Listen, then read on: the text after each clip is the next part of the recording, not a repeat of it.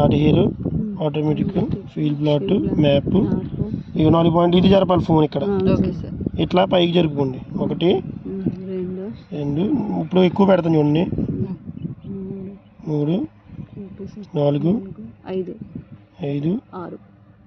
మనం ఏమన్నా పెట్టి మన పొలం ఇలా ఉంది అనుకోండి, ఇక్కడ ఇలా ఉంది, ఈ షేప్ లో ఉంది అనుకోండి, ఈ షేప్ లో పెట్టుకుంటాం. పెట్టుకోవచ్చు. అంటే మీది ఇప్పుడు ఎల్ షేప్ లో ఉంది, ఎల్ షేప్ లో పెడతాం. ఇట్లా ఎలా ఉంటుంది. తర్వాత పాయింట్లు పెట్టాక ఏం చేయాలి? గట్టిగా చెప్పండి అందరూ. సేవ్ లో ఇప్పుడు నేను కదా ప్రాజెక్ట్ నేమ్, మన టీం కో పేరు పెట్టండి. ఆయన అయితే వద్దు. మన యూట్యూబ్ ఛానల్ పేరేంటి? నా పేరే ఉంది సార్, గిరిజ. ఫాస్ట్ బ్యాచ్ అని పెట్టు. Fast batch super. ఫాస్ట్ అని పెడదాం. ఫాస్ట్ అని పెట్టి నెక్స్ట్ ఆనంద మజాక సేవ్ చేయండి. సేవ్ అయిపోయాక క్రియేట్ ప్లాన్ గట్టిగా చెప్పండి అందరూ. క్రియేట్ ప్లాన్ లో మన స్ప్రే రేటు 100% ఇచ్చేద్దాం, ఎందుకంటే వాటర్ వేసాం కదా. 100% ఇచ్చాం. ఇచ్చుకోవచ్చు. స్ప్రే ఆల్టిట్యూడ్ ఎంత? ఒక 10 మీటర్స్ ఇస్తాను, ఎందుకంటే దగ్గరగా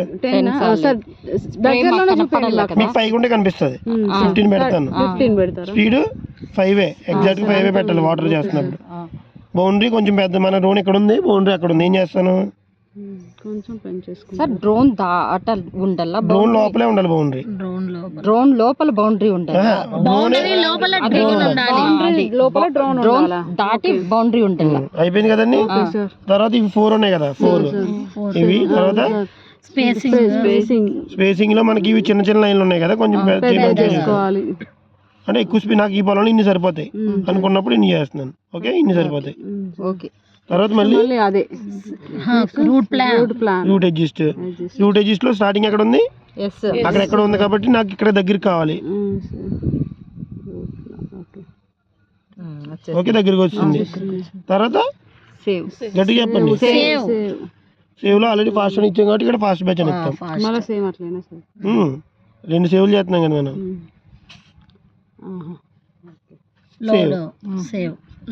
ఇప్పుడు అన్ని ఓకే కాబట్టి లోడ్.